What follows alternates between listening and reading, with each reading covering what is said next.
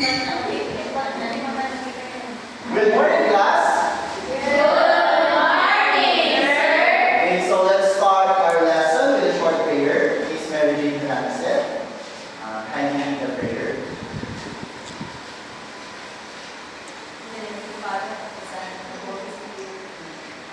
Hail Mary, full of grace, the Lord is with thee. Blessed are you among women, and blessed the fruit of thy womb, Jesus. Holy Mary, Mother of God, pray for us sinners, now and at the hour of our death. Okay, so it is important that we will learn with a clean environment. So kindly take any trash or items under your chairs and arrange it properly. And you can now take your seat. Ms. Secretary, do we have any absent today? Okay, that's good. And I remember that I gave you an assignment last meeting. Did you make your assignment? Yes. Okay, so kindly pass it forward. Okay, so last time, we will review our past lesson. So what is our lesson? Last meeting? Yes, Ms. Christine Joy. Last week we discussed about the letters of sentences. Okay, so last meeting we studied about the mid, median mode, and that's right, the central tendency. So today we will dive into a new lesson, but before that we will have our motivation, and let's have a game called Black Blast Madness. Okay, so for the guidelines and mechanics, yes, Miss Bea. So the class will be divided into two groups. The group 1 is the block and the group 2 is the big class. Your group needs to solve the black glass puzzle to form the phrase or words hidden in the block. The first group to finish will win. Okay, so you will count 1 and 2. Mr. Kip, count.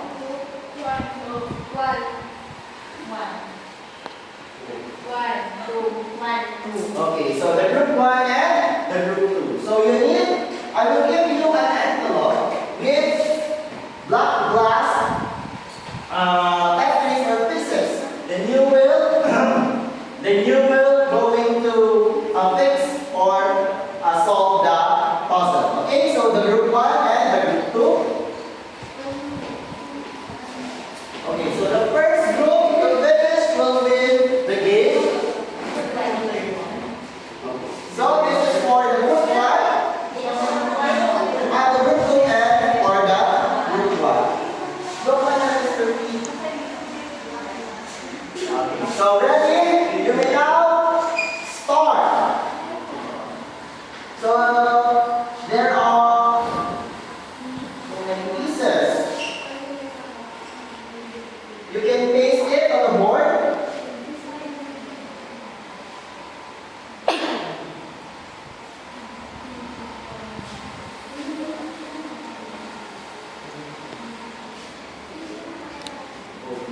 Okay.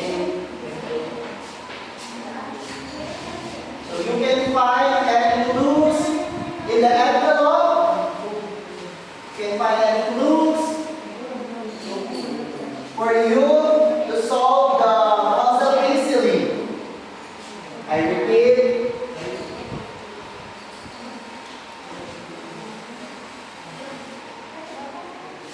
Okay.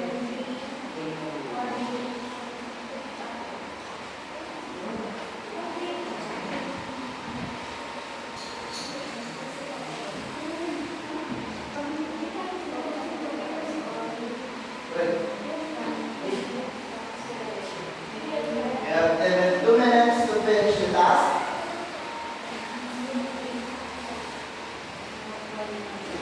Okay. After that, we will be basing on the fraud.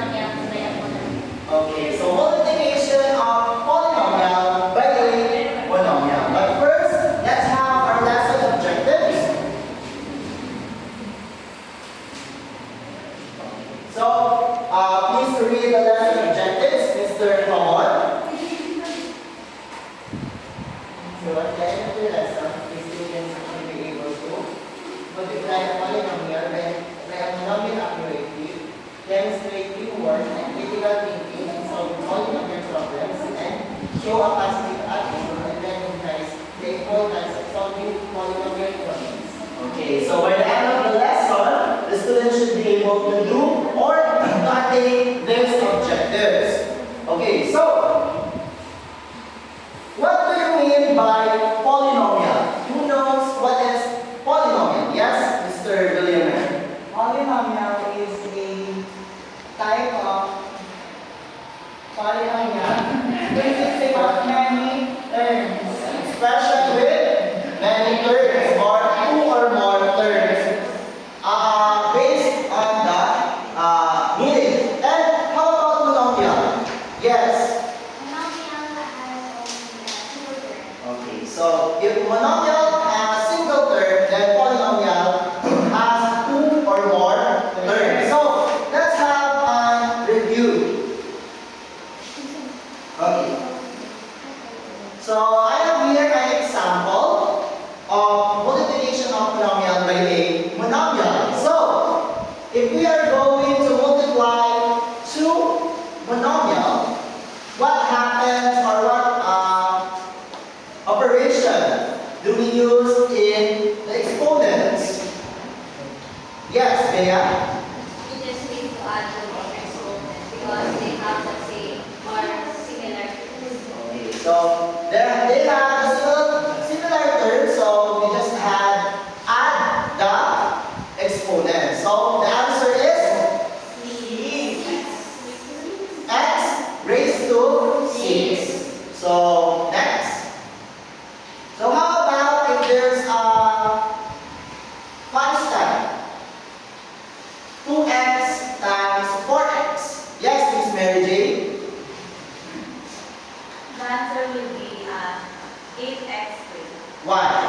4 times 2 we have 8, then add the exponent of the variable x, which is 1 for each, so 8x squared. Okay, that's right. So we need to multiply 2 by 4 and add the exponent of x. So we have 8x raised to 2 or 8x squared. Okay, next example. Yes, Miss Christine. So the answer will be 12x raised to 5. Why?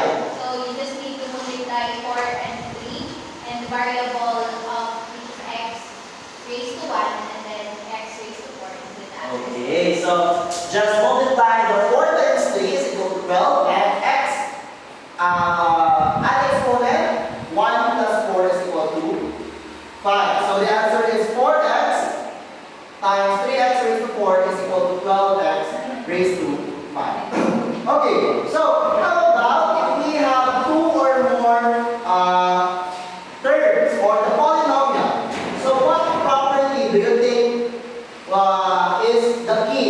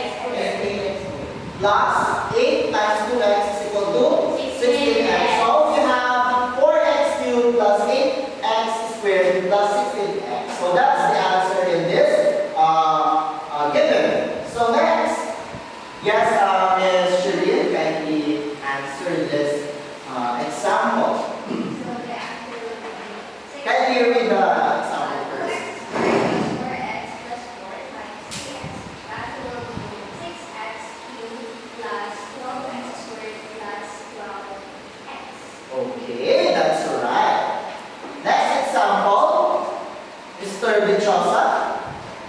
Right. 3 plus 2x multiplied by 5x squared. So the answer The is? answer is 20x raised to 5 plus 2x. Okay, so 20x raised to 5 plus 15 X. cubed. Okay, so that's how we multiply polynomials divided by a monomial. So that's so easy and easy peasy. Okay, so let's see if you really understand our lesson. Let's have our game called Black Baby Giraffe. So you will go to your respective groups. Directions, kindly read it aloud, so I will. Directions. We will be divided into 2 groups, and your task is to write samples of multiplication of polynomial by a monomial as much as you can in 2 minutes. The group with the most number of examples written will be the leader. Okay, so go, please go to your respective groups.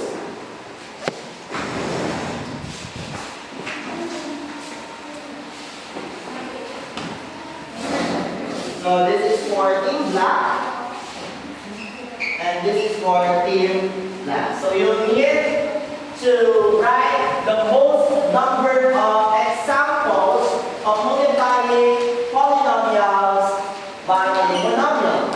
So in 2 minutes, so it could be 2 terms, 3 terms, or more. Okay, so the timer start now. Okay, so you have 2 minutes.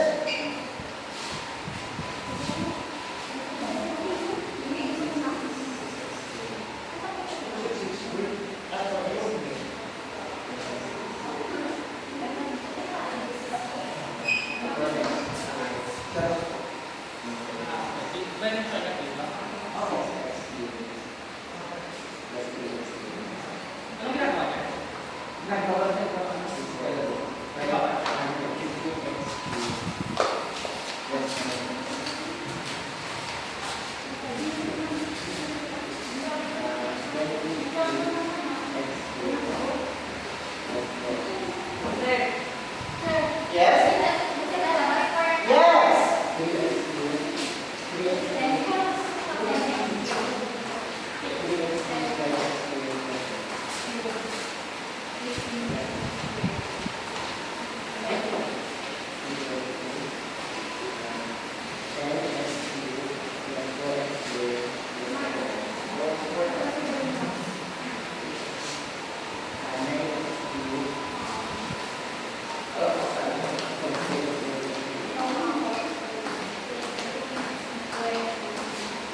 So you have 30 seconds left.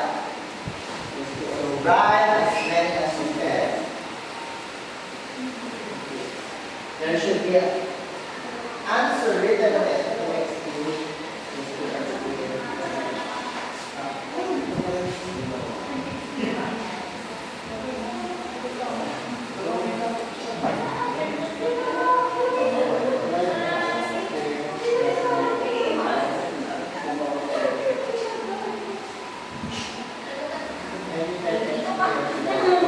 Okay, time's up.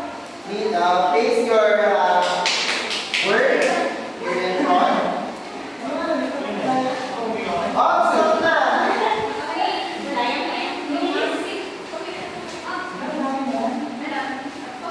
Here.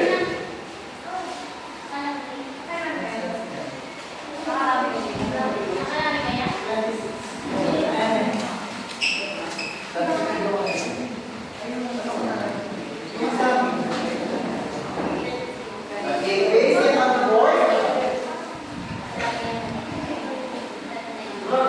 Can I have a pencil pen, please? And go back to your seats. Okay.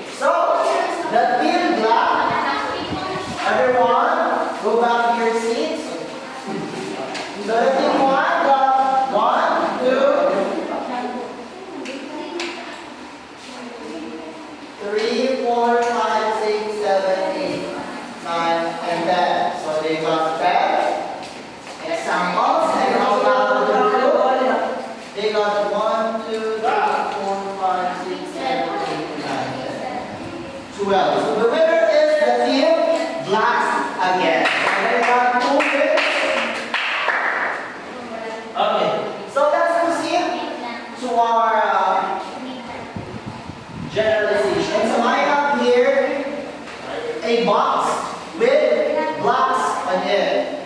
So you will pick one block. If you pick green block, then you need, if you pick red block, you need to answer the question written on it. If you pick, if you draw green block, you will choose a person who will answer the question. And if you pick the yellow block, you will win 20 pesos instantly.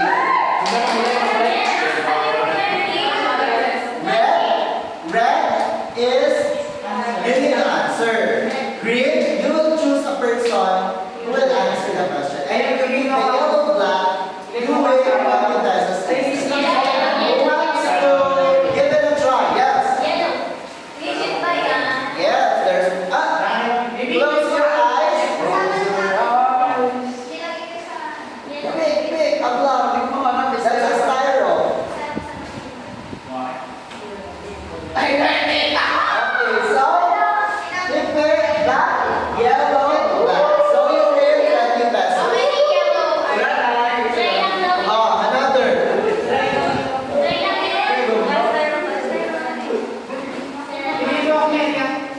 Oh, then,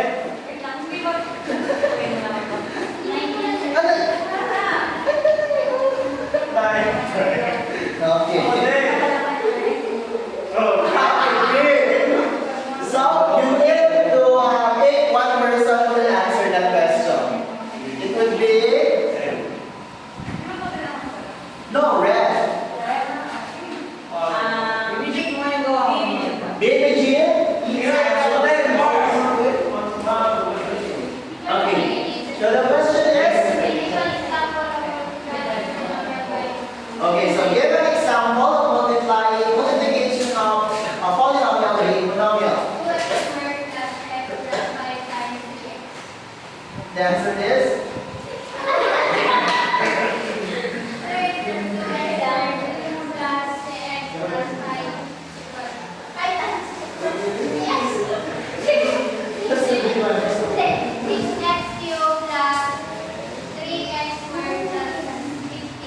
Okay, that's right. Another one. Close your eyes. Close your eyes. It's not.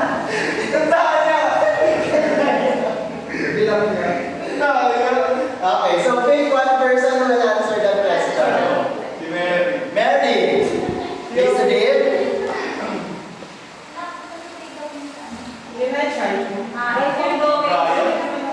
If you're going to multiply two variables with exponents, what operation you will apply to its exponent? Addition is the correct answer. So if you are multiplying two terms, just add the exponents. Okay? And the last one? That's the last one. You will choose who will answer the question. You will choose a person. Kayla. Can you read it aloud?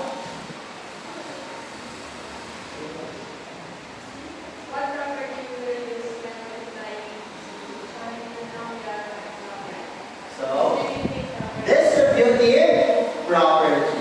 Okay, so now let's see if you really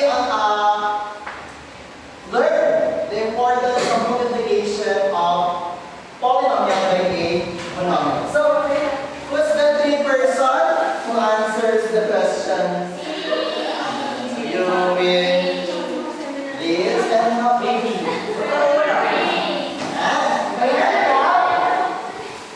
The person who will win a Teacher's Day tote bag with one fan. So, the question is, what do you think is important? Why do you think it is important to learn how to multiply polynomial by a monomial? Hard. Why did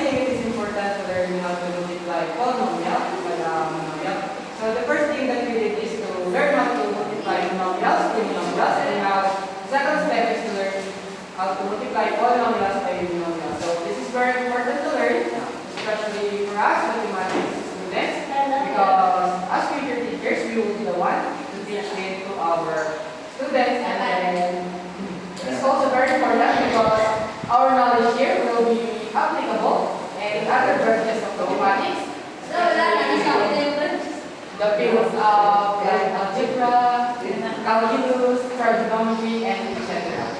Another answer. Aray, alam mo to. Yes, Christine Joy. Thank you for that wonderful question. I do believe that the importance of learning how to multiply polynomial by a monomial is we can apply it to the different fields of studies in mathematics. And also, by learning how to multiply polynomial or monomial, we can also apply it in real life situations, most especially in different problems that we encounter in our daily life. That's all. Another answer. So since there are two students to answer the question, we will have the clap clap criteria.